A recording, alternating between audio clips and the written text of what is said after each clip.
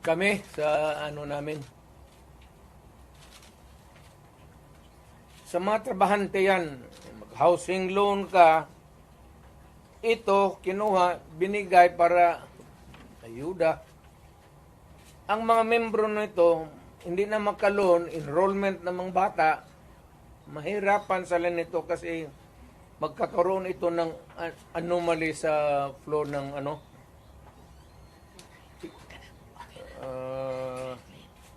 Ang SSS, kinuha rin 62 billion.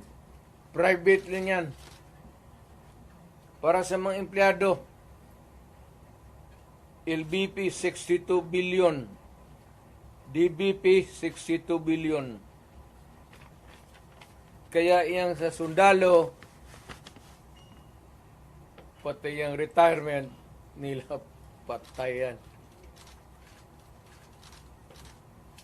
Given all these predicaments, sir, you have the legal basis on the misuse of funds. Kaya meron Are there na legal remedies in your mind to meron na. Lahat ito, the example yung PhilHealth na binara sila, yun yan. Hindi man nila pera ito lahat. Ito ang problema ngayon. Gastusin nila ito, naiwan what is left from the original na ano nila. Kagaya nitong PhilHealth, 89 billion. Ang naiwan ay 29 billion na lang. So, kung walang pera, anong gawin nila? Maghiram. But they juggle Foreign people's balloons. money. Wala na silang majagul dyan. Ano ba jagul-jagul? Tignan mo, bakit ang majagul?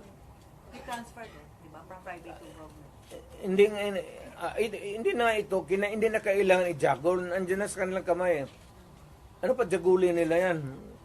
They would spend it, ayuda. Hindi na may jagul mo yung ayuda. Will you initiate the filing of charges? Will you initiate the filing of charges? Or will you make a move to stop the government from taking Meron, loans? it is, tignan natin ang resulta sa Supreme Court, yung sa PhilHealth ngayon. So, para magkaroon tayo ng predicate of how to go about. They fear that you will call for a mass movement in Davao City given the situation from the PhilHealth to the Quadcom and Tignan ko lang. extrajudicial killings. Kung Mass mobilization of people or people power for that. ang alam ko ang sinong pupunta lang doon, ikaw pati ako, bakit ka Dumala ka, sir, no? alam ko man ang walang pupunta doon. Why? Magmass movement ako, tayong dalawa lang. Sir, ano sila, sir, na nawala na daw tong the magic of Duterte crowd? Magic, wala na. Matagal na yung walang magic. Sinabi ko, retired na ako. But when you say that, Hindi ko na, I do not need to be on the front or at the back or on the side. Retired na ako. Ang rating ko, baski ilagay mo ako dyan sa 1 to 10, mamili ka, 2, 3, 4, 5, 9. Wala na ako. Ano bang Duterte magic? Ano? ikaw lang may Wala na makatawag ako. ng crowd. It's only your word that can compel people to come together and raise the common voice of Istorya lang yan, media, kaya ganun. Ganun man ginawa ko noon, wala man lagi. Di ba? well. So when you say that, it's the other way around, no?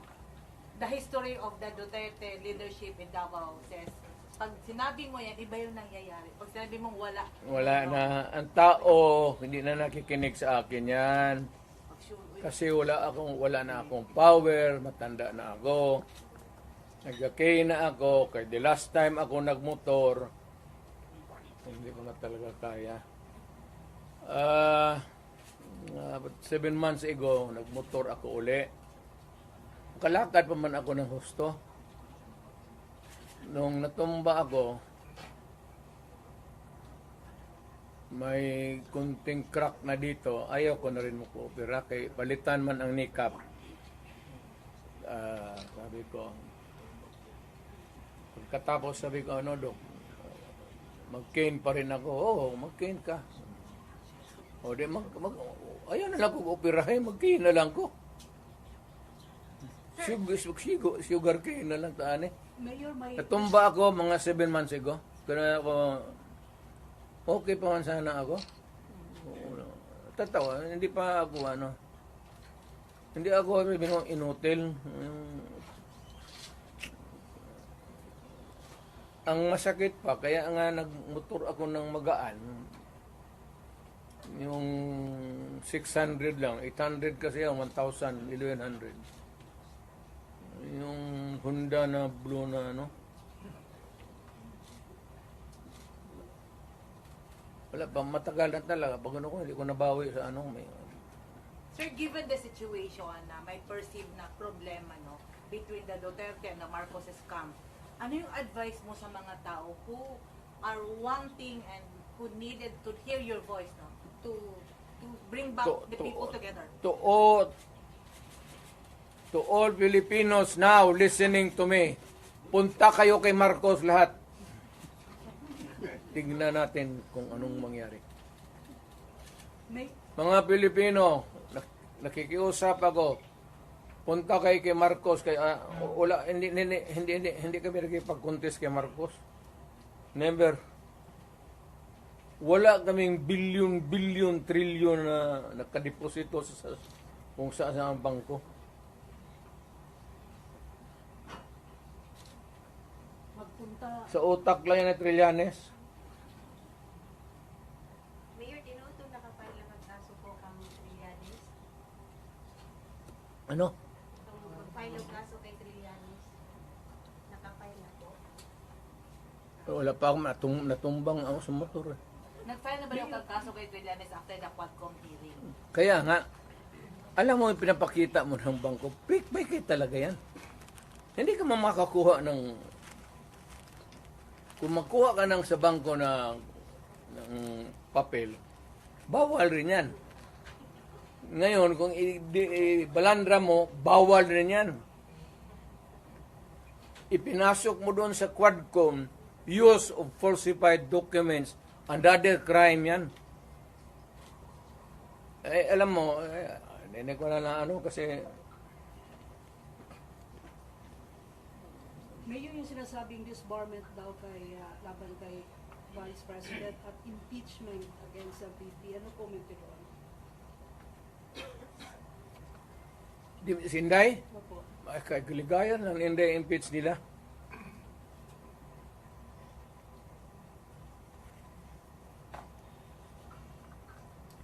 Total, malayo pa man yung 2028. Di ba, pasyal sa pasyal sa...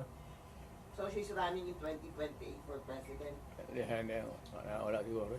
Sabi mo kasi malayo pa ang 2028. Therefore, yun ang conclusion. Kaya pa, malayo pa. Doon na tayo, pagdating natin, mag-decide tayo kung... tama na yung, sabi ko nga kay Inday, tama na yung Vice President. Total, tatay niyan, presidente man. Okay na yan.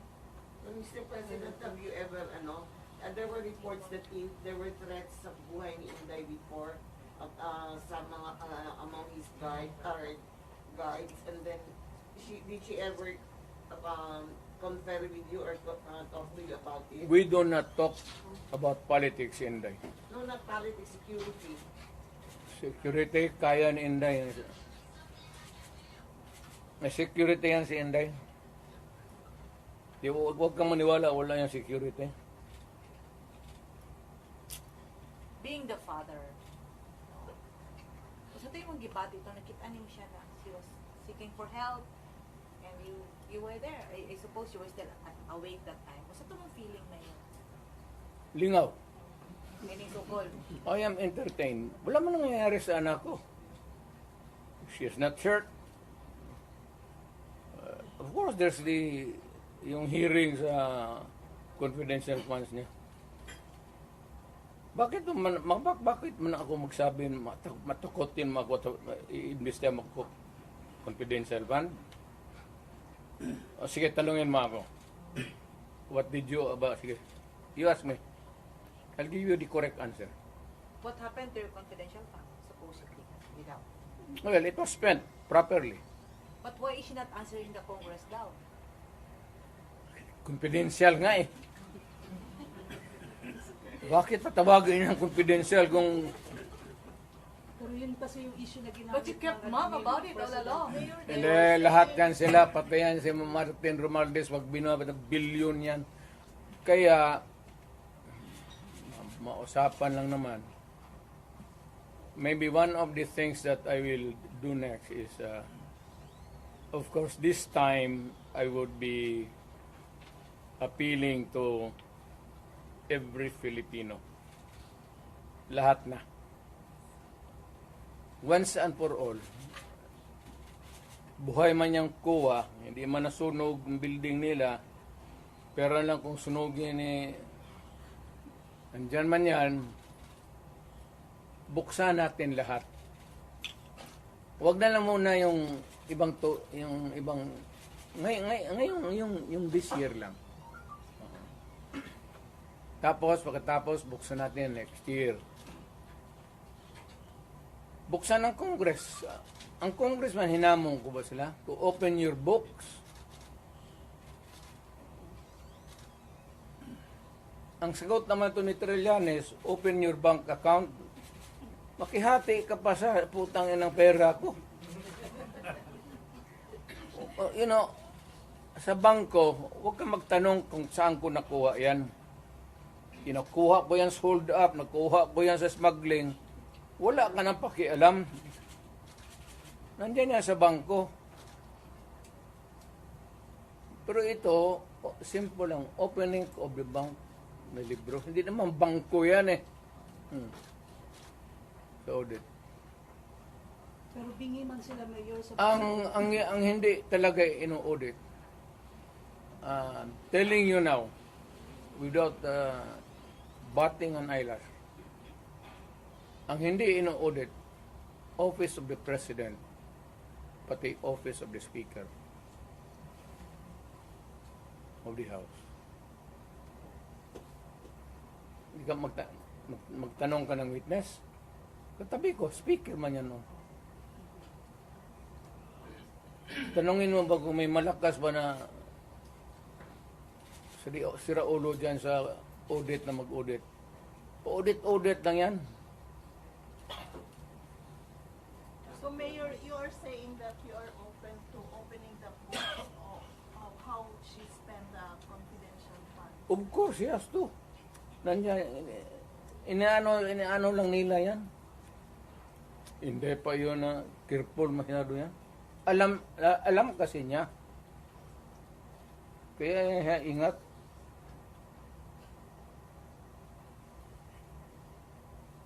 So, why can't she just explain it, Mayor? Ine-explain na nga iha. Sa document nasa documentary ano pa. Ngayon pag na-present na lahat sa COA, kaya nasa COA ang ibang dokumento eh. Kaya nga sabi niya si Laika, wag mo na munang ibigay dito. Kumpletuhin mo na yung COA audit namin. But that was the reason that Attorney Zulaika was cited for That's the reason why. Why should it be an interference kung sinabi ko, wag mo muna akong ipa-audit dito, tapusin mo yung audit doon, yung papilis nandiyan yan. What is wrong with that? What is contemptible sa